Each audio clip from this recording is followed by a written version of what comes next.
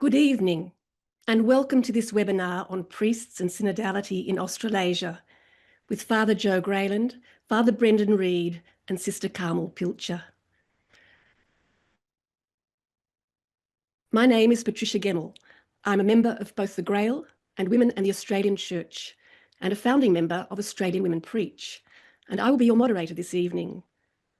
I am speaking to you from the lands of the Camaragal on Sydney's North Shore. We acknowledge the Aboriginal, Torres Strait Islander and Maori people, the traditional custodians of the lands on which we live. We celebrate their continuing culture and their care for these places over many generations. We acknowledge our part in their dispossession. We recognise with shame the suffering that endures to the present generation, and we commit ourselves to work with them for reconciliation, recognition, and justice. Our prayer tonight is the Ad Sumus prayer, used to open each session of the recent Synod and of the Second Vatican Council, and has been used by the Catholic Church for hundreds of years. Please pray with me. We stand before you, Holy Spirit, as we gather together in your name. With you alone to guide us, make yourself at home in our hearts. Teach us the way we must go and how we are to pursue it. We are weak and sinful. Do not let us promote disorder. Do not let ignorance lead us down the wrong path, nor partiality influence our actions. Let us find in you our unity, so that we may journey together to eternal life and not stray from the way of truth and what is right. All this we ask of you, who are at work in every place and time, in the communion of the Father and the Son, forever and ever. Amen. Our webinar tonight will last approximately an hour and a half. Our two speakers, Father Joe Grayland and Father Brendan Reid, will each speak for about 25 minutes. After this, we will have a Q&A session, followed by a response from Sister Carmel Pilcher. Please use the Q&A function for your questions or comments, and please keep them as brief as possible. The Synod on Synodality finished in October last year, and we are now in the implementation phase. In Australia and New Zealand, it would seem that few parishes have made it a priority, and the concept is still neither understood nor accepted at parish level to any significant extent. For synodality to become a new way of being in the Church, we need the leadership and the accompaniment of our priests. That is how a hierarchical church operates. And yet we know that priests globally have been largely disengaged from the synodal process. Why is this so? It is my view that in a co-responsible church, it is the responsibility of us all to address this issue. In The Afternoon of Christianity, The Courage to Change, Tomas Halik asserts the conviction that personal spiritual accompaniment will be the crucial pastoral role in the church of the future, and the one most needed. At the heart of synodality, the greatest challenge is one of conversion, of change of heart. Paragraph 43 of the final document tells us that synodality is primarily a spiritual disposition. No one can progress along the path of authentic spirituality alone. We need support, including formation and spiritual accompaniment, both as individuals and as a community. What we are seeing in these statements is really a vision for much deeper relationship. What kind of a challenge is that for priests who are seeking to build a more synodal church? In what ways are they being asked to change? And what does that mean for the laity? In an area as large as Australia and New Zealand combined, there is, of course, a great diversity of priests, parishes and dioceses, and no one-size-fits-all solution. Each one of us needs to discern the challenges of our own particular context and the needs of our own particular faith communities. Our first speaker to enlighten us on the challenges before us will be Father Joe Grayland, a priest of the Palmerston North Diocese, New Zealand, where he has worked in several parishes. He currently lectures at the University of Würzburg, Germany, specialising in liturgy and sacramental theology. He has written and spoken publicly about many issues of interest to our audience tonight, and I can tell you that he was one of my favourite authors whenever an article of his would appear in La Croix magazine. In the New Zealand context, his reflection on the changing face of Catholic identity is significant for understanding the future of the Church in that country. Our second speaker will be Father Brendan Reid, a priest in the Archdiocese of Melbourne for over 30 years, where he lectures at Catholic Theological College. He is currently the parish priest of the Brunswick and Moreland Catholic Mission, an amalgamation of 4 parishes. Brendan is the author of Engaging with the Hopes of Parishes, a study of the Catholic identity of parishes in contemporary society, and he is currently the chair of the Archbishop's Council of Priests. After the Q&A session, Sister Carmel Pilcher will make a response to our speakers. Carmel is a sister of St. Joseph and a liturgy and culture consultant and educator based in Sydney. She has worked extensively in many dioceses across Australia. In recent years, she taught liturgy and sacraments at the Pacific Regional Seminary in Suva, Fiji. And now it is my pleasure to invite Father Joe Grayland to speak to us. Patricia, thank you very much, and thank you for your very warm welcome. It's a pleasure for me to be here on this webinar with ACCCR and Garratt Publishing. Also like to greet Brendan and Carmel, who will be responding, and everybody else on the webinar. So to begin with, I have a slide that will come up for you to see. And priests and synodality in Australasia, but I'm speaking to you from Würzburg, and what you can see there is the River Main, and there is an old bridge here, ancient bridge, which is a great gathering area for people to drink a glass of Silvana, and the old Main bridge is now really just an outdoor pub. So as we move on to our next slide, I want to offer my comments around 4 lenses or 4 perspectives. I think they are important for the discussion when we talk around priesthood and ministry and diocese, etc.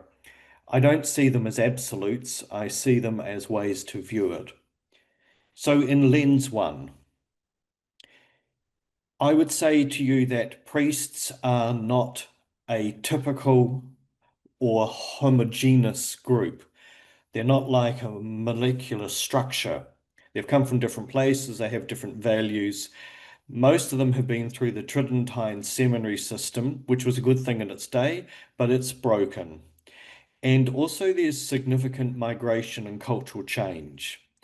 There's also within the church a very important debate issue going on around liturgy, and people forget that liturgy is the primary theology out of which all other theologies flow as secondary theologies.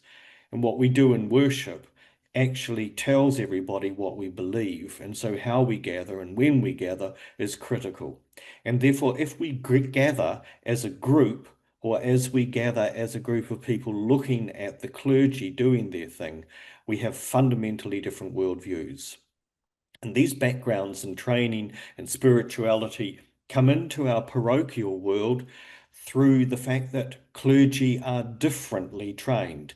So there are religious priests, there are order priests, there are monks, there are what used to be called secular or world priests, people like me, who in many places like New Zealand, we've really been the secular priesthood has been captured by the 19th century religious congregations, And so that's the way that we're remunerated and also treated.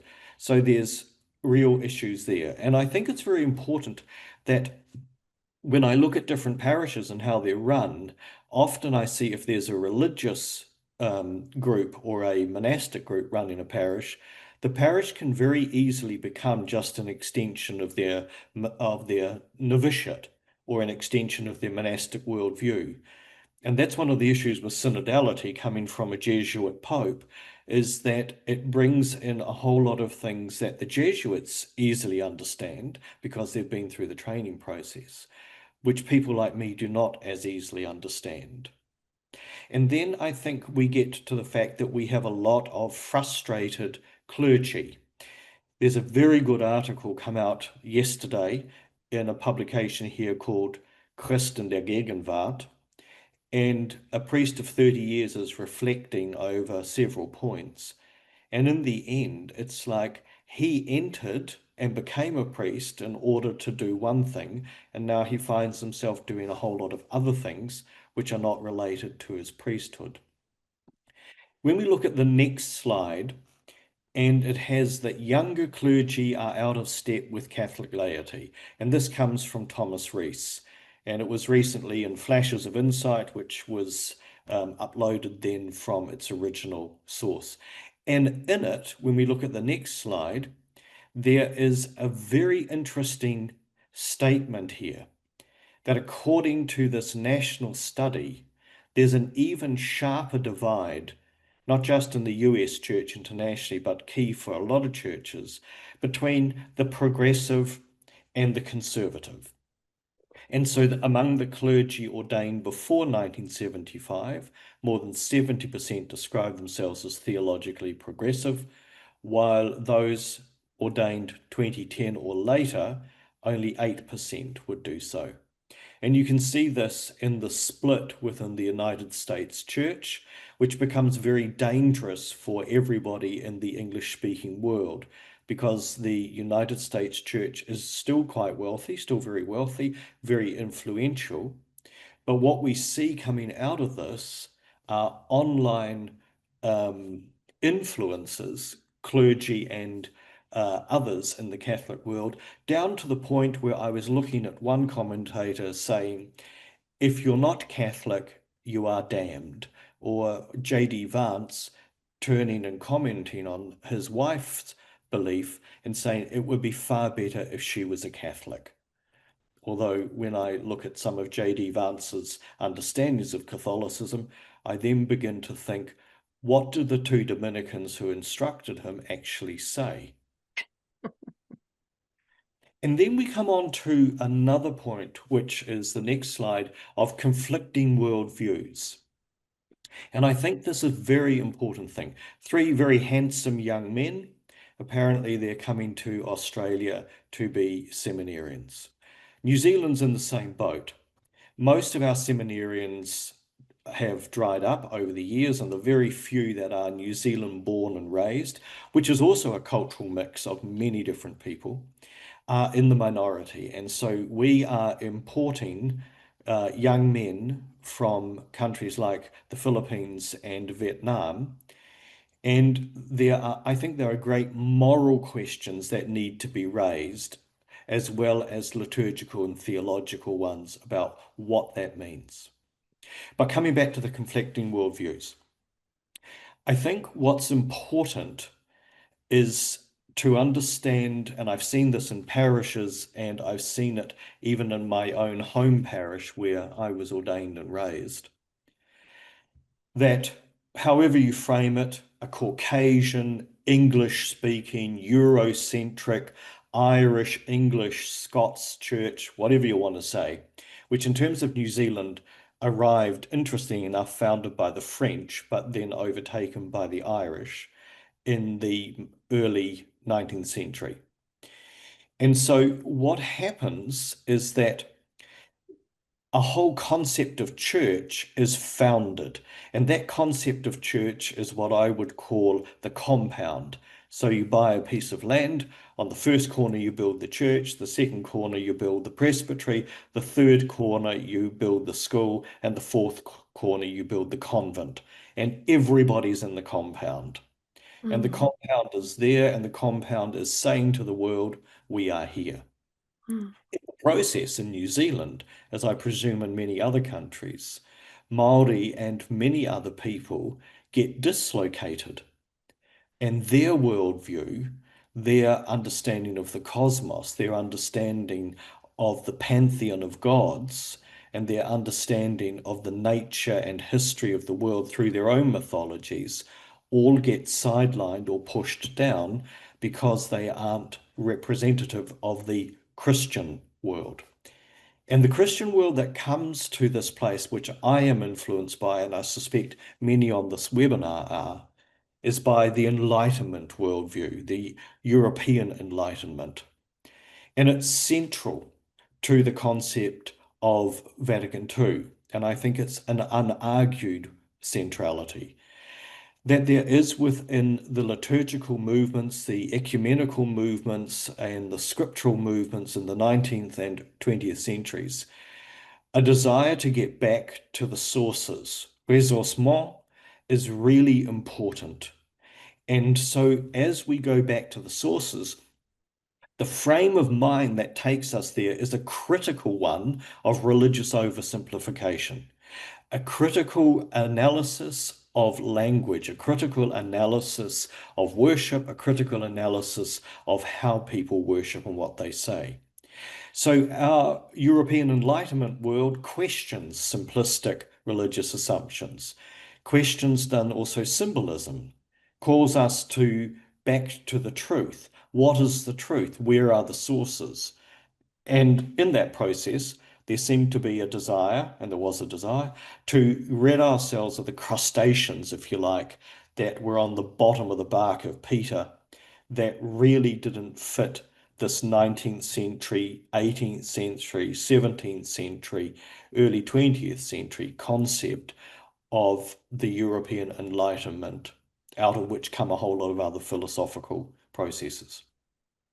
So what happens for that is it presents a safe or made safe God, a he, she, or it, who knows, in the end, it doesn't matter. And so there's a very important argument there. But this God has a place in society, but this God is not malevolent. This God is part of the social fabric, and therefore everything becomes part of it. And so somehow in this world, the God that we worship is a God who reflects our own values. Then what I've seen in coming in New Zealand, into New Zealand, especially from India, from Southeast Asia, from the Pacific, is what I would describe as a sacral worldview, which presumes the place of the sacred and the deity in the normal flow of life. So we see this in many different places. You know, it doesn't matter whether you're going to a temple or to a mosque or to a church. The key thing is that you are going to one of those things. And so social interaction, social intercourse, social events are also religious events. For instance, in New Zealand, it's become normative that if a building is opened in the early dawn hours, a karakia and a blessing is given to the building. It's normal for a meeting to begin with a karakia, a prayer. But when you say it in Māori, it's accepted. But when you say the same thing in English at a public meeting, you will be criticized for bringing religion into it. So therefore, there's huge questions there in terms of the cultural appropriation of people's worship again to do something else.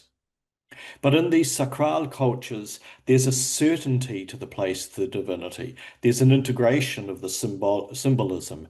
There's a deferential response to God, and I think that's extended then to clergy. But I think hidden in there too is a malevolent God who's also a risk, a God that must be appeased. And at the basis of that, we have quite different cosmologies, different pantheons of God. And these are part of the things that we don't always recognize when we're looking at the significant changes that are taking place in our parishes and our dioceses. Out of that, we get international clergy. And so they have a sense of dislocation. So they come with all of this. So they look at a place like New Zealand, if they're coming from Vietnam or from the Philippines or from India, from Kerala, and they say there's no faith here because the faith is expressed differently.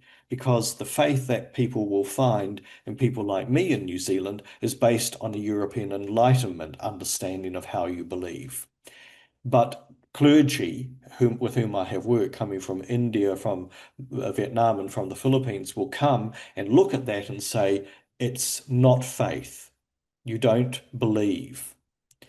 And therefore, we have this other problem going on, I'll get into a moment, is as this diocesan structure breaks down, these young men, priests and also seminarians, are brought in by bishops who do not understand the enormous harm that they are causing to the local churches. And so what they are bringing in is a new movement of colonization. So a priest from India said to me one day, "You don't know what colonization is. We were colonized by the British." And I said, "Actually, I do know what colonization is like. Every time you step into the sanctuary to celebrate Mass, I feel colonized because you use a language I do not know, you use metaphor that I do not know, you have presumptions of faith that are not mine." And so in that moment, it was an eye-opener for me. I suddenly, finally understood what it must have been like for Māori when the Europeans first arrived. So if I go on then to slide 7, and what I'd like to talk about here, and Brendan will talk about it much more, so this is his area, but people say that parishes are collapsing, and I say no. Parishes are not collapsing. They are simply the delivery mechanism. The dioceses are collapsing. And we have lots of bishops who do not understand the collapse of their own diocese. And I would say it goes all the way through to the top. So the diocesan structure is one that manages the parishes. But the trouble is that it often overreaches in that management and makes it impossible for the parish to respond. And so as these things collapse, people see it at Sunday Mass, there's no priest, and they have a liturgy of the word, and then there's a question, have they fulfilled their obligation? Is it a real liturgy, or should they go off to Mass somewhere else? You have a lay presider who is not allowed to sit in the presider's chair, but I would argue they should. And then you have communion taken from the tabernacle, from a Mass sometime during the week or weeks previous. So you have yesterday's bread. And so in that whole construct, you do the one thing that breaks the church apart. You fail to provide the Eucharist for the local community because you have other priorities that are more important than celebrating the great Passover meal or the Eucharist, however you wish to state it. This great thing that Jesus gave us. And so in that moment, what we do is we take from our people, we take everything from them, from the clergy and the laity, from all the baptized. We take away something and we give them an ersatz form. And then we say to them, make sense of this. And so when they do start making sense of it, we step in and say, no, you can't do that because it's not liturgically correct, or it's against the canon law or whatever. But in fact, what we've done is we have catechized people into a non-sacramental, non-Eucharistic church. And then we step back, or the bishops step back because they're not doing their job, and they say, oh, how do we deal with this? Well, they do have to deal with it theologically. But unfortunately, most times, because of diocesan collapse, everything is dealt with managerially. So we import the seminarians, because we don't have local clergy, or we import clergy, and then don't deal with the issues that are part of that for everyone. And then we look at the priest who has got one parish and we give him 2 or 3 more. I wrote an article in La Croix, and it was to the priest who has everything, give him another parish. I was contacted by so many clergy throughout Australasia and Europe and for a copy of it, because it must have just touched a nerve. That we know that there is a structural issue and a structural failure, and that failure impacts on everyone. So what we need, unfortunately, is a reform, but it can't be done through secondary things like canon law or management structures. It has to be done theologically. But the big danger that we run is that we live in a non-theological church where people say, oh, it's too difficult, the theology, make it simpler. Or we have the answer to everything is a pastoral need, and therefore we can send every other thing off to the edge. And so as we come then to this last slide, which is, sorry, it's not the last one, lens 3. There's a functional priesthood and ministry, I think, which drives the theology. So if we've got a group of 20 people somewhere, then we get the priest to travel 50 Ks, and we do that because we want to keep the church open and because it's been there for 200 years and blah, blah, blah, blah, blah. You go all the way through all of these things, and in the end, you begin to ask yourself, what is the rationale for priesthood and ministry at all? And this is where I think it actually hits laity very, very hard, in the sense that we prepare the baptized to be leaders of worship and leaders of parishes. And then what we do is we don't actually give them the support and the structure behind it to make it actually work. And in some places, we don't give them enough training. So that we have people who are preaching, but really don't have the training behind them to do that. And therefore, what we always do is that we keep running away from things like the liturgy of the word and the word of God being proclaimed as integral to the life of a community of the believers. So as we go through, I think in this functional priesthood, one of the things that we saw through the COVID period and came out very strongly was all of these clergy having their own little sideshow or slideshow masses on YouTube or wherever. And most of them were just simply appalling. But more importantly, in behind all of that, and in behind some of the things that were put forward, even behind the direction from the Vatican in terms of how we were to celebrate the Easter Triduum, took us back to what is I would describe as a pre-Vatican II understanding of the distinction between clergy and laity. So, for instance, for the Triduum, the Vatican said very clearly, the priest can celebrate it on his own. He doesn't need to have the laity there. If there's some laity there to sing or to do something, that's good, but not necessary. And then you look at all of these online masses and you see a priest sitting at his own table, basically having lunch by himself, and everybody else is looking on. And then a slide goes up, we'll have a spiritual communion, which is just complete bullshit. And so you get to these points and you begin to wonder, what is going on? Where are we going in all of this thing? And then we have clergy in the United States, Dominicans again, suggesting that there could be a service whereby people can receive communion before, during, or after the Mass that has been celebrated in the church and online.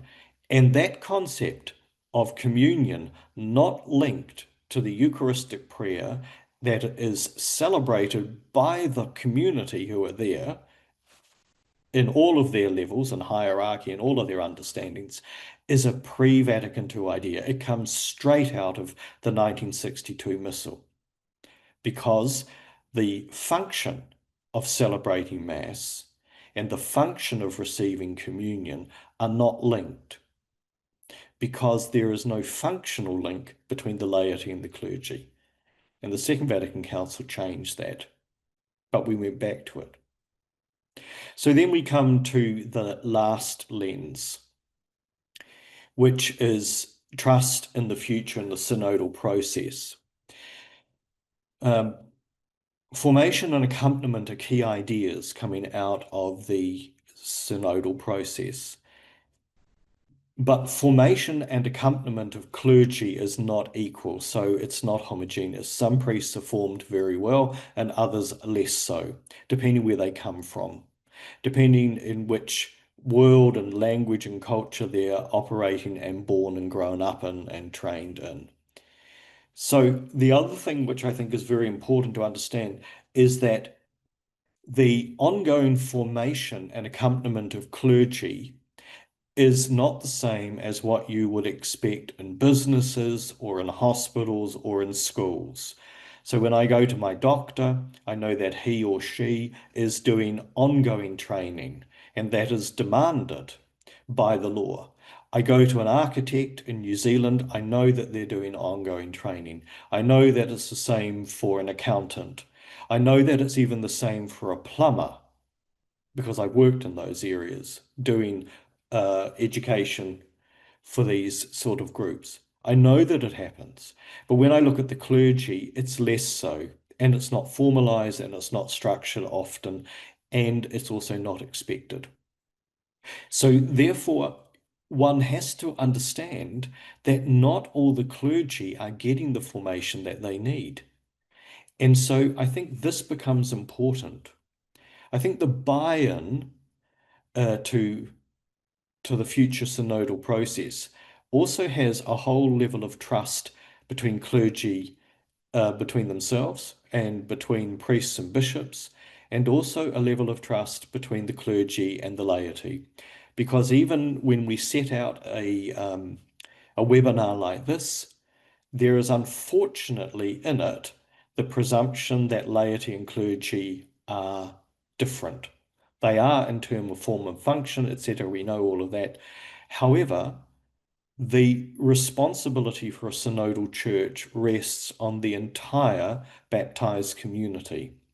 The problem is, of course, that the baptized do not always have agency in their own community. But then neither do the priests always have agency within their own presbyterate. And then you get to the level where bishops don't often have agency in their own diocese. And so we have this world which is so complex, where you can see that this tug of war takes place.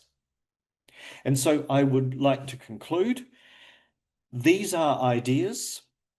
I hope it hasn't come across as a bash up on the priests. I think there is real need for substantial reform that needs to be taking place at the episcopal level. That's what those guys are ordained to do. But I think there is a real encumbrance at the episcopal level to face questions like, what is the church here for? And how does the church do its own stuff? Especially when you take out all of the social action and you come back to the foundation of what is the church and how is it for. I think the second thing with bishops is that they need to think much more carefully about the impact of cultural changes within their parishes and dioceses, and that would be one area that I would suggest for the future, that laity and clergy, bishops can get together on an equal footing and begin to understand what's happening in their own world so that they can address those changes as a single group. Thank you very much for listening. Thank you so much, Joe. You've certainly given us a lot to think about. I'd now like to invite Father Brendan Reid to address us. Thanks, Patricia, and thanks, Joe, and welcome to everyone who's joined us tonight. I'm just going to, so thanks for the opportunity to reflect with you on priests and synodality in Australia. I thought I'd just begin a little bit about myself. Briefly, I have been a priest for 35 years, and 23 of those years I've worked in parishes. 3 years I was in full-time study, and 9 years I was full-time working in Catholic education. These days I'm doing a bit of consultancy, and mainly I'm a parish priest. I was ordained in 1990.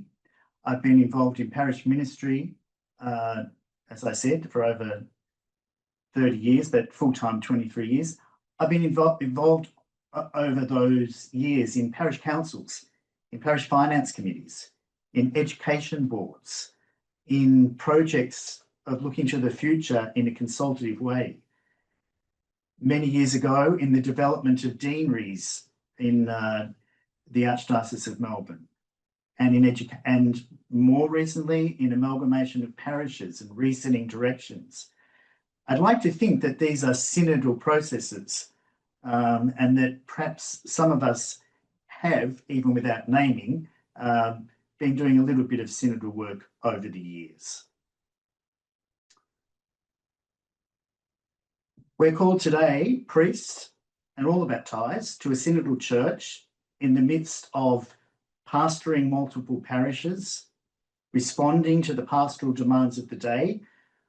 We just invited in our parishes 108 families to come to a memorial service because each one of those had experienced a bereavement in the last 12 months. The year before, 130. Funerals, baptisms, school chaplaincy, hospital chaplaincies, aged care, young people engagement, planning for mission, administrative, HR, property, finance, infrastructure, all make up the life of the very diverse life of parishes, priests, and the baptised. The context in which all this is happening has changed enormously, and that makes a big challenge for a call to synodality. The Australian Church, like much of the Western world, continues in the process of pluralisation. We know that from the last census data in Australia, that now less than 50% of Australians identify with one or another denomination of Christianity. Disaffiliation continues, people who are leaving churches. Mass attendance is below 10% and in some cases below 5%. The process of pluralisation and secularisation is leading to what I've called in my work before, colourful and relativistic institutions, even within our church. Big challenges ahead. Looking towards the future, what does this mean? In particular, I want to get to focusing on the question of synodality. I am a pastoral and empirical theologian, so I like to look at data and look at the world around me and the actual phenomenology. My questions have been for some time, what's the impact on Catholic parishes? And tonight's focus is on priests, of the context of this growing cultural pluralism and the societal shifts that have taken place in relation to religious affiliation and practice over the last 20 years. And it's not just parishes and priests, its impact on Catholic institutions, Catholic schools and so forth. That's not our topic tonight. How are Catholic parishes and priests responding to this context? What is their desired future? How can we evaluate their self-understanding from a theological point of view? And how can we support priests and parishes so that parish life and structures and activities will remain both culturally plausible and theologically valid? They're the questions that I've been working with for quite some time. Parishes in particular. I'd like now to share with you some models of parishes that I've worked on, created, studied, run surveys on, and particular today to throw the light, to throw a synodality in the mix with those parish models. What are parishes going to look like today and tomorrow? What are the diverse expectations and hopes that people have of their parishes? Well, some of you may have seen my work on models of parishes. If you have, bear with me while I brief you again, but stay tuned because I'm going to add further to and introduce some aspects that I haven't spoken about before to do with synodality. So in trying to understand how parishes and parishioners and priests are dealing with the changed context, I created a model of parishes that's built around two axes. If you can see that on your screen, the vertical one runs from public to private, and it represents that tension line that in modernity, religion has sort of been relegated to the private realm. It's not meant to be public like it was in the days of Christendom. But is that true? And are people happy to stay in the private realm, or do they want to be in the public? So there's one tension line. The other one, the horizontal line runs from one side to the other, proclamation and dialogue. Of course, in the church, we need both. On the left-hand side, though, is proclamation alone, and uncomplicated, uncritical proclamation, unproblematic proclamation of the faith. On the other end is dialogue, both dialogue with the external culture and intra-dialogue with the church, within the church community itself. Around those two axes, you get 4 quadrants. Each of those quadrants then represents a different type of parish. And these parishes are theoretical, but I've also tested them through empirical surveys and discover that they are recognisable, that they are, people see them actually active in their parishes, and to some extent, they want one or the other of them in the future. I'll just say something briefly about each one. So in the top left-hand corner is what I've called the convinced parish. It sits in the quadrant of proclamation that's unproblematic and in the public arena. Now, just to say, of course, these are models, so none of them exist completely in reality. The idea of modelling is to throw light on the whole and see if there's anything we can learn. The convinced parish, unproblematic and uncritical proclamation in the public realm. This parish represents the hope that the Catholic parish will be actively promoting the Catholic faith for all, both inside and outside the church. The desire of that parish is to make the Catholic expression of the Christian faith more explicit and stronger by means of active proclamation. The conversion of all to Catholicism. All the teachings of the church are well known and followed. Moral teachings of the church, they're not optional, but they're mandatory. I've developed some little scenarios and stories, which we don't have time for today, that people who in this parish will often have a high and strong following of the moral teachings of the church, particularly around life issues, beginning and end of life, and so forth.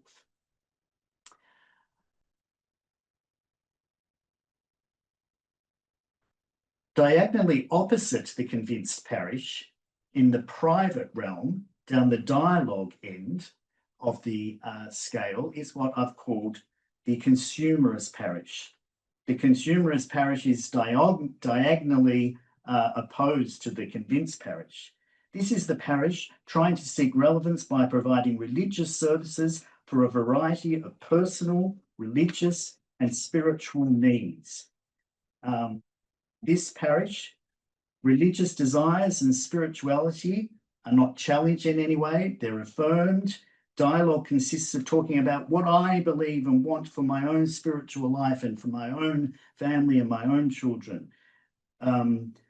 The parish responds positively and immediately to requests for religious and spiritual support for services with demands placed on parishioners. It's inclusive of all. The parish remains in the private realm, responding individually to family requests as they come up. There's lots of examples of the consumerist parish, and it's recognisable and desired by some. I won't give any particular examples yet because I want to move on. Again, on the left-hand side of the page, in the proclamation side of the scale, down in the private realm, is what I've called the devoted parish. And that's probably the baseline parish of the past, if you like. I think it was the parish that I grew up in as a child. We all knew our place. We all knew what to do. We were involved in the liturgy and the ritual. It was predictable. It provided comfort. We knew where we were. We knew there was a world outside of our parish, but we weren't particularly looking to engage with that. This is where we found our religious expression and life, in the devoted parish.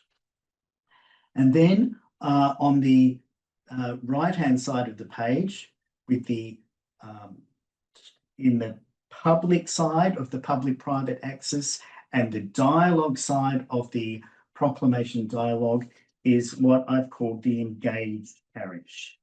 And this is the parish searching for identity and engagement within this pluralizing, secularizing environment. The parish actively engages in dialogue in a public way in order to strengthen the faith, its own faith, and the faith of its parishioners. It's humble in its claims for truth and certainty. Its approach to the scriptures and to the dogmatic tradition are done in a hermeneutical way. That is a way that's communicative, exploring, interpreting. Catholicism is the interpretive key to understanding our faith, but open to reflection, critique, and ongoing development. So they're the four types of parishes: the convinced parish, the engaged parish, the devoted parish, the consumerist parish. None of them exist 100% on their own. There's probably bits in each parish and each of us. They throw light on the whole. Perhaps you're thinking of your own parish and recognising some of this yourself. Of course, there's the summary of those parishes: the convinced, actively promoting Catholic faith for all, both inside and outside the parish. The engaged parish, searching to be a parish through religiously inspired engagement in a pluralist environment. The consumerist parish, or the service parish, as they like to call it in Belgium, which is the other country that I've worked in and done research in, and in which this model is being used. Seeking relevance by providing religious services for a variety of personal and religious and spiritual needs. The devoted, seeking to remain Catholic by endorsing the cultic and devotional practices of the Church, together with other parishioners. Okay, of course, one of my questions was, how can we evaluate this? And so I've had to make some kind of theological call on where I think the normative position should be for the future. And maybe it's not a surprise, but there it is in the engaged parish quadrant. Why? Theologically, in the public and dialogical sphere, because God's self is a trinity of love and dialogue. Because our faith tells us, our belief is that each person is made in the image and likeness of God, capable of discovering and disclosing that God in whose image and likeness we are made. So for theological reasons, I have put the theological normative of the parish as the engaged parish. Okay, I won't talk more about, I've gone through those types. Each parish is characterised differently. I have developed over 22 different characteristics for each of those parishes. If you can see that slide now, I'm not going to go through them all because I want to move to just a couple.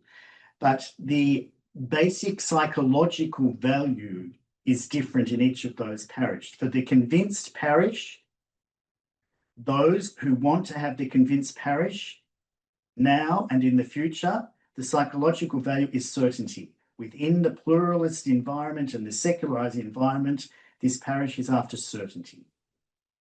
The engaged parish is looking for challenge, both self-challenge and challenging those beyond themselves. The consumerist parish, the basic psychological there is value, is choice. And for the devoted parish, it's comfort. Leave us alone. The experience of time, number 2, is different. The convinced parish has an urgency about making sure that this certainty that it has is proclaimed out into the community. The engaged parish, with its psychological value of reflexivity, of challenge, is reflexive, reflecting on again and again. The consumerist parish experience of time is immediacy. We want this now. And the devoted parish is continuity. There are priests and there are faithful baptized, each who would like one or the other of these parishes. Some of them see them in their current practice. Some of them desire them in their future. If we have time, I can show you some survey results about who's looking for what. But to the point of tonight, you can see I've developed again and again these parish characteristics for each of these types. And I've written about that, as Patricia said, in the gauging the hopes of parishes.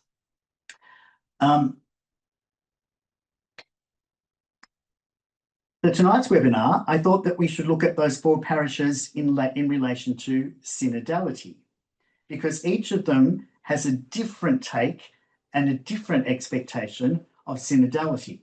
And this section I've worked on with my colleague from Catholic University of Leuven, Didier Polifet, with whom I've worked for many years on Catholic school identity in our EXI project, and on the searching for parish engagement scale that I've just taken you through. And in terms of the different types of parishes, we have different types of synodality at work, or theoretically and possibly actually different types of synodality at work.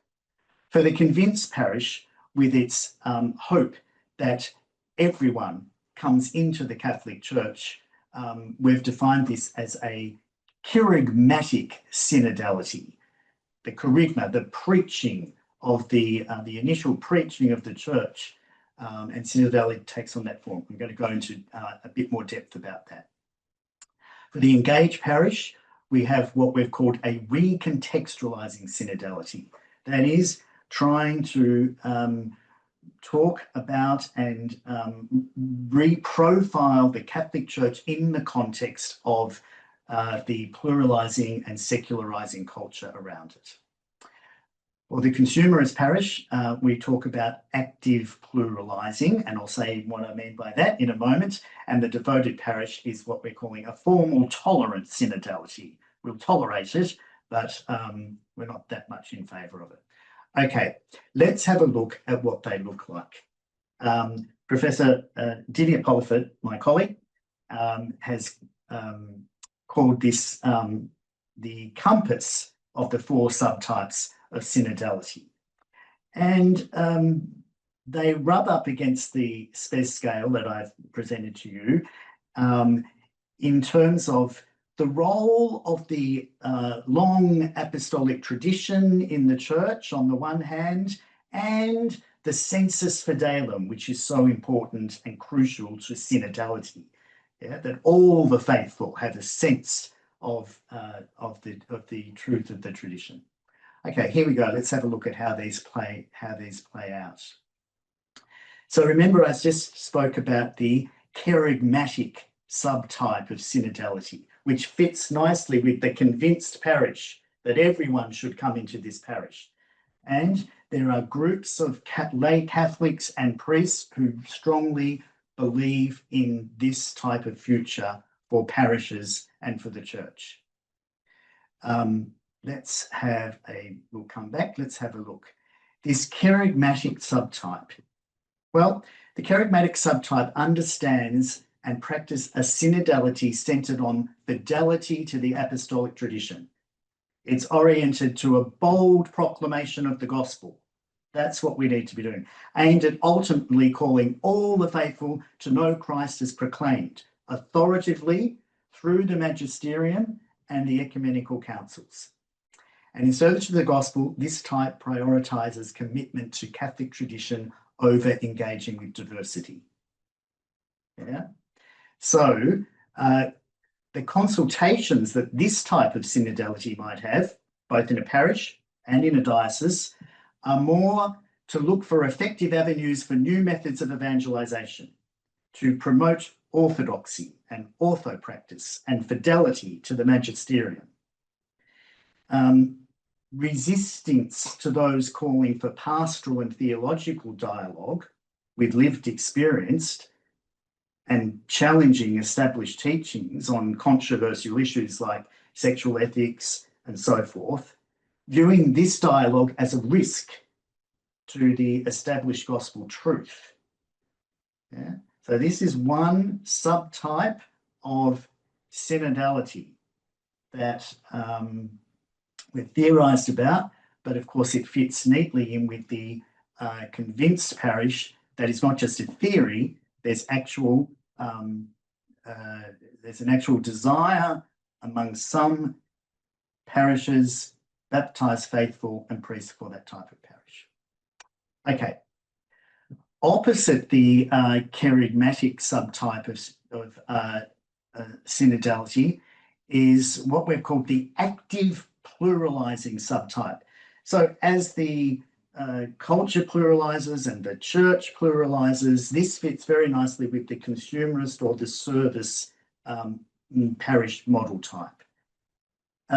So the active pluralising subtype understands and practices synodality focus on this very decentralised participation. Listen and patient dialogue towards consensus building among the very diverse viewpoints in the church, emphasising the value of diversity and grounded in a sense of the fundamental equality that flows from baptism. This active pluralism type can horizontalise collaboration, if you like. And it's the opposite of the kerygmatic subtype, which emphasises so strongly the apostolic tradition. This subtype prioritises engaging in a multilateral way with diversity over its preference for any privileged authority to the apostolic tradition.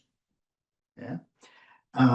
It can lead to the expression of lobbying for increased democratisation of the church, transparency, accountability, collaboration with ecumenical and interfaith partners on social issues, and at times downplaying Catholic theological distinctiveness in any of these efforts. There's calls in this active pluralising type to update Catholic moral teaching on social matters, such as contraception, homosexuality, divorce, bringing such teaching into closer dialogue with modern individual conscience. Yeah? So remember, none of these exist completely in isolation. These are models that are throwing light on how is synodality at work and what are the where are the trends and where are the indicators in parishes, in dioceses, where are the hopes for this type of synodality. It seems to me the kerygmatic subtype and the active plural are a bit at war with each other. They're diagonally opposite, just like the convinced parish is with the consumerist parish. They don't like each other. Then we have the third subtype, which is the formal tolerant subtype, which sort of fits with the devoted parish, wanting comfort, security, institutional way of living that's predictable.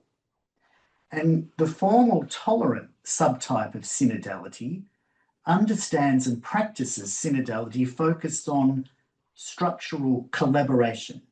Yes, transparent governance and participation in decision-making through representative mechanisms aimed at making the church and the parish more efficient, well-functioning, tolerant of pluralism. But it can sometimes come out as restructuring parishes into efficient mergers overseen by parish management teams with CEO-type pastors who can continue to roll out the teachings of the church. Bishops rely heavily on consultative diocesan council for their administrative policies, but not on doctoral or pastoral discernment. Networks of Catholic professional advancing managerial best practice for running churches and businesses. So you can see it's a formal, there's a tolerated way of synodality, but it's at a limited level that doesn't challenge any of the status quo. And finally, the recontextualizing type of synodality, which is fits in with my engaged parish, seeking to be a parish that's in dialogue internally and externally in order to strengthen the faith of individual members and the identity of the parish itself. This has a maximal understanding of the apostolic tradition and a maximum understanding of the role of the sensus fidalum. They need to come together. And the recontextualizing subtype understands and practices a synodality focused on the space, moment, and the process of communal discernment towards creative re-expressions of this ancient, millennium-rooted faith tradition, but in a new culture and a new social context. And it's only achieved through co-responsible listening to the Holy Spirit. The wisdom of the episcopate, the clergy, and the sensus fidalum, resulting in not already predetermined, but after the event, in the development of mutually informed doctrine and pastoral practice that has what Pope Benedict called a hermeneutic of continuity with the past, the recontextualizing subtype of synodality. Okay. Efforts to engage insights in this type of synodality from the human sciences like psychology and sociology, to develop new pastoral approaches on issues like we've heard a lot about since the Synod on Synodality, divorce and remarriage participation in the church. Theological debates weighing into developments like women deacons, blessing of same-sex unions, seen as potential new applications of pastoral ministry. There's a constructive dialogue between bishops and lay reform groups together, advocating for decentralisation and women's leadership in the church, for example. This recontextualising orientation has its impetus in Pope Francis, who really was the one who, in a sense, you could say almost his greatest legacy to the church of his gift of synodality. Whenever we make the effort to return to the source and to recover the original freshness of the gospel, new avenues arise, new paths of creativity open up, with different forms of expression, more eloquent signs and words, with new meaning for today's world. Every form of authentic evangelization is always new. So that's the impetus for the recontextualizing synodality. Synodality and SPES. SPES is the Searching for Parish Engagement Scale, which I outlined the 4 types of parishes, and then delved deeper into what does synodality look like in each one of those parishes. In my ministry as a parish priest, alongside my parish council, we are faced with the reality of all this mix within our parishes. And every diocese is faced with all this mix in its diocese. And the global church is faced with all this mix in its midst. I think the way ahead is to strive ahead to create these opportunities, big and small, for this recontextualising synodality opportunities of leaders, bishops, priests, and faithful all coming together. It's difficult, it's problematic, but it seems to me it is the only way forward, both theologically and culturally for the future. I might leave it there, Patricia, unless there's a desire to share some of the research results. What I can tell you is that as I survey parishes, I disaggregate the groups down into the priests and the leadership and their understandings of the parish, and in the future it will be their understanding of synodality, those who are active parishioners and those who are parishioners that aren't involved in any way. And each of those three groups have a different understanding and a different hope of what the church should be and probably of what synodality should be. But I might leave it there so we have time to discuss and reflect. Thank you so much, Brendan. I think I'm going to have to watch the recording to take it all in. Someone has asked if the slides will be the slides that you shared will be available after the webinar. I'm not sure about the answer to that. Someone might let me know. We do have some questions specifically on what you've just been talking about. These parish types do not seem to us to reflect our experience of living in different parishes. In our experience, parishes reflect the approach of the priest, the predominant culture of those in attendance, etc. How did these types take us forward on the synodal path? Brendan, would you like to address that? Yeah, thanks for the question. There is no doubt that the priest has a big impact on the shape of the parish. It's not the only shaping of the parish. The desires for either convinced or of devotional are quite strong. And they can be quite strong in communities of people who have a very strong ownership of their parish. So yes, I wouldn't deny that the priest has a crucial and critical role to play, but I don't think we can underestimate the fact that the sensus fidelis also can provide a dynamic for the way that the parish is experienced as well. How are they going to help us with synodality? Because what we need to do among those parishes, among those parish types, if we're going to move forward, is, as hard as it is, talk to one another, because there are often many standoffs among those groups, particularly those who are dialogically opposed, like the devoted and the engaged, the consumerist, and the convinced. So there's a brief answer, Patricia. Thank you. I have a message here that if Joe and Brendan are happy to share the slides with David from Garratt, they'll be able to circulate to the webinar registrants. Okay, that's fine. Thank you. Okay. There was another question there. Brendan, will this information be published in any way in the future? The answer is yes. I have published a little bit about the parish types. I will look to do a shorter, more accessible publication of that.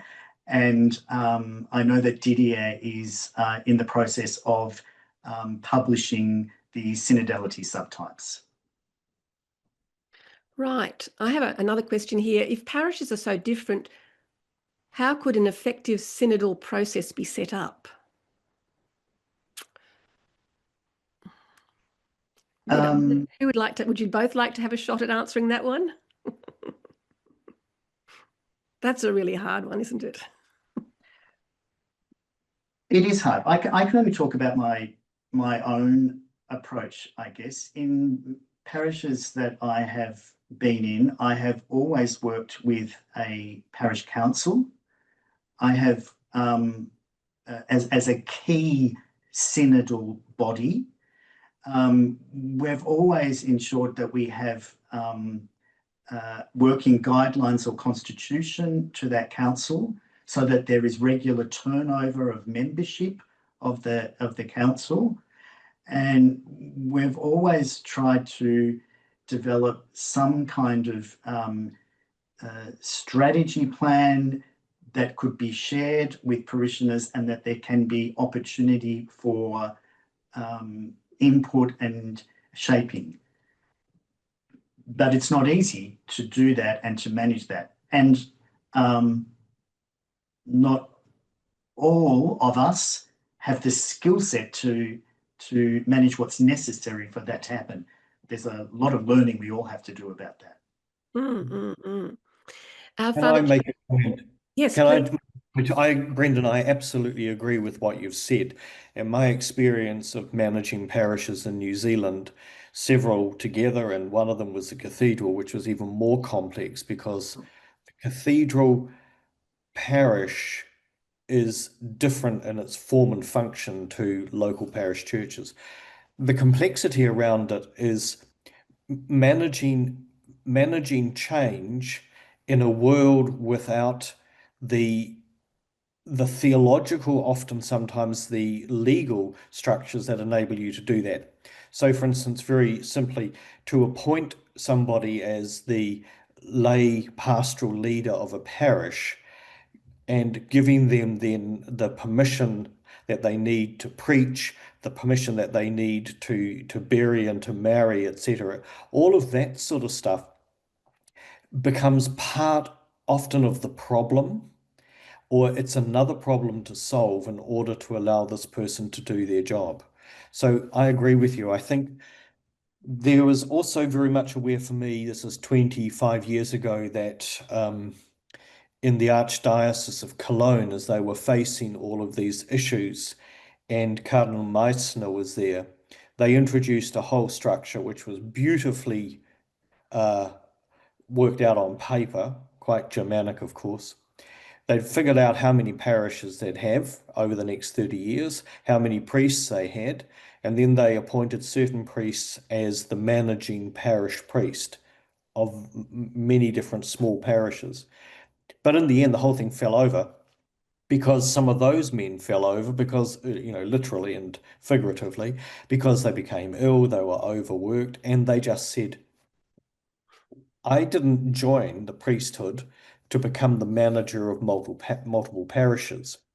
But I think the reality is, when you look at the history of the parish as it's evolved out of the Tridentine world, there were two types of parish here in Europe.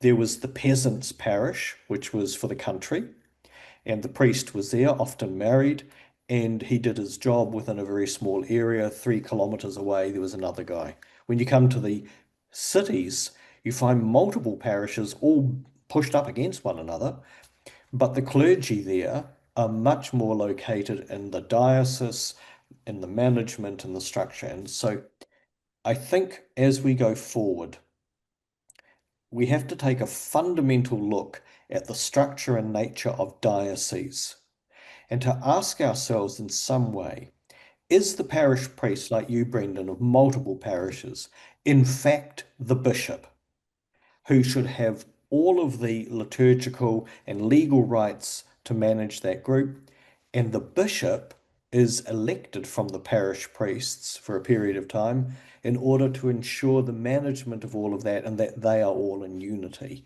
It would be a different model, and it won't be accepted. Thank you.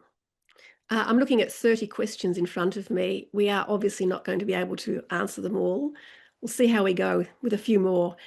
What can the laity do to help or better help priests and bishops to embrace synodality, hopefully with some enthusiasm?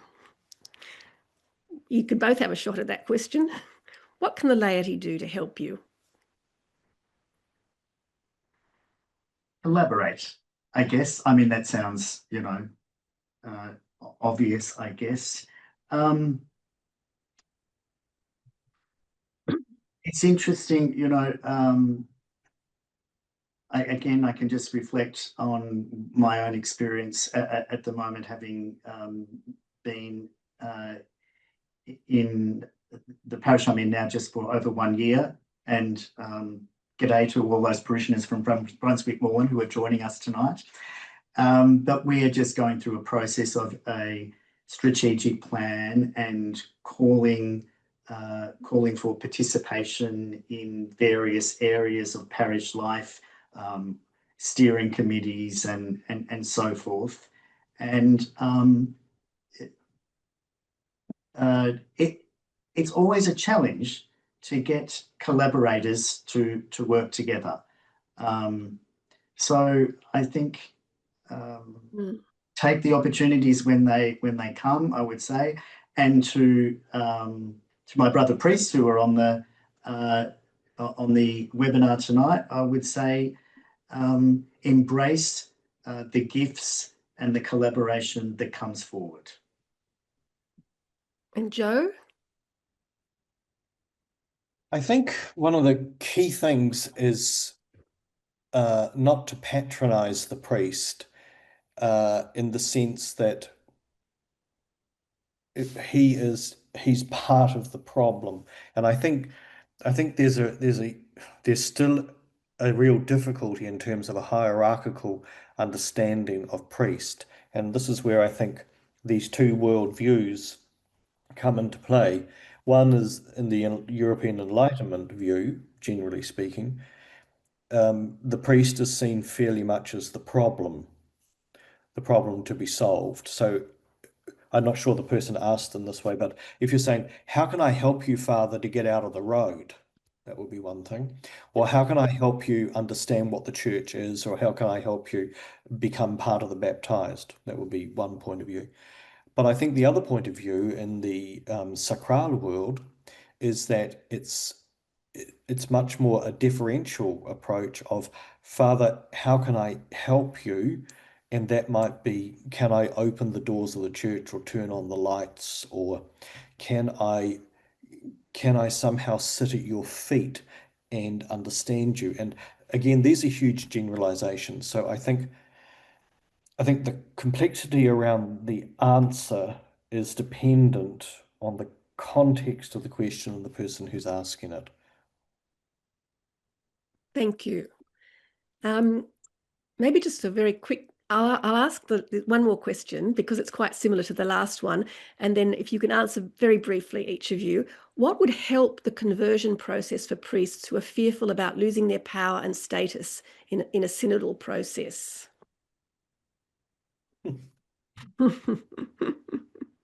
Yeah, because I think that's a real question. So that some people would say too that clergy, especially diocesan clergy, don't want to get engaged because they know that it's a loss of power, and that they end up being even more, or feeling themselves sometimes to be more irrelevant. And I guess at that depth level, there are questions that, if that's true, then there are other ways that it needs to be approached. I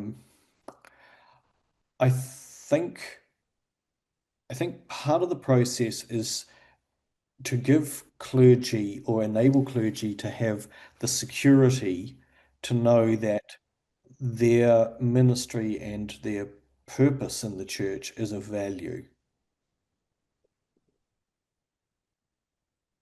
That's what I would answer. Brendan, do you want to have a quick answer to that one? Yeah, just look quickly. It's of course the temptation, the human temptation in any leadership is abusive leadership in any organisation, in anyone in leadership. There's always the temptation to overstep.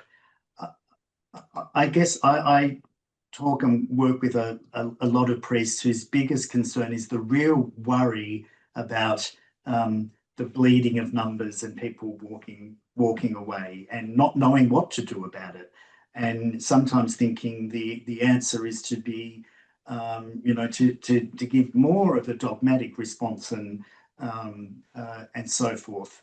I would say, if I could go back on the recontextualizing synodality, that acknowledges that we do have a long millennial tradition in the church with many good things to take from the past to offer. And it's okay, everyone. It's okay, my Lord. It's okay, Father. We're not throwing the baby out with the bathwater.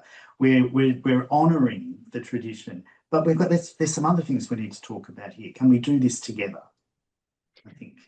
Thank you, Brendan, and thank you everyone for all your questions. And I'm sorry that if we haven't been able to answer them all, we haven't been able to answer them all. We do like to finish on time. I would now like to invite Sister Carmel Pilcher to make a response to everything that we have heard on this webinar tonight. Good luck, Carmel. Thank you, Patricia. Yes, I have pages and pages here. I will try to just keep within my time limit and just make a few comments. First of all, thank you, Brendan. Thank you, Joe. If we want to look at two models of priesthood, of ordained priesthood, we have them here with us tonight. And I think that each of them shows an incredible passion for their ministry. And I think this is important for us to acknowledge. More about that in a moment. I think I've, in the last 10 years, had the blessing and the difficulty of living in two totally different worldviews, moving between Australia and Fiji. And for the 2 years of COVID, I actually lived in Fiji. I just would like to make one point about that. And that is, when I get off the plane in Nandi, I suddenly have to shift the way I think. I have to let go of my Western way and try and be sympathetic and empathetic to the Fijian way. And when I look at a priest in front of me who might be presiding at Eucharist, I think you've had to do that too, and you have to continue to do that. So I think while it's a struggle and it's difficult, I think I'd just like to thank all of you young priests who have come to do mission work with us. And I also think that need we have to share with each other is really important. And the second point I'd just like to say, as I talked to the panel earlier, really, synodality is not Francis's invention. Synodality comes from Vatican II, and Francis was the first to say that. Leo is picking this up. Why are we surprised? Because, in fact, it comes straight out of Vatican II. And I'm old enough as a young religious in the 70s to know that I worked in parishes and schools that were completely synodal. We didn't have the language, but we did work across with our young priests, with our, in my case, Maris brothers were there as well, and our amazing parish priest. We shared with the new people who were in the parish who were Italians. We tried to get to understand them, with the people who were Australian. So I think back in the 70s, when we were grappling with the council, and it was also exciting, we actually had started this synodality. We didn't have the Ignatian way, but we did have, many of us, the Cardine way, the See, Judge, Act methodology. So I think to put that into the context is important as well. Now, just to say a couple of things. Joe, I wasn't surprised by your challenging and highly substantiated comments. They're not comments that Joe just pulls out of the air. They come out of his own person, his own study, and where you talk about the fact that we now live in a church that is non-theological, that's a big concern that I have. We have people in really significant ministries, especially in dioceses, who don't have the theological understanding because they haven't had the opportunity, possibly.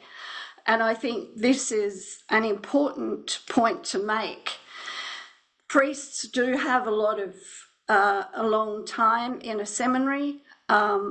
Priests also, many priests, especially you two, but you stand for many others who continue studying, continue reflecting, continue to grow your spirituality so that you are our leaders. And this does become something very important for us. We don't offer the appropriate training, you say, Joe. Absolutely. And I think while this has been an issue, and I think the bishops really must take a stand now, and I know their money has been swallowed up in, our money has been swallowed up in other issues. We need to revisit this whole need for us to have not only our priests formed, but our laity formed as well. So then we can stand as equals who are able to share with each other. The word that jumped out at me, Joe, was trust. When you talked about trust, I think this is one of the key issues of synodality. Can we begin not by looking at the differences, but by looking at what we have in common? And I think this becomes a really important aspect of our conversation. I'm not giving you justice to what you've been sharing, but it's been a very powerful, and I thank you for that, Joe. Brendan, I really don't know you very well, but I'm starting to make some connections now. I just found your ability to analyse, your analytical way, and this amazing way that you have broken down the possibility of parish communities, very powerful. Mind you, your job description for a priest, I don't think would be very good for vocations, really. We're looking at all the aspects that priests are expected to cover, and they are expected to cover.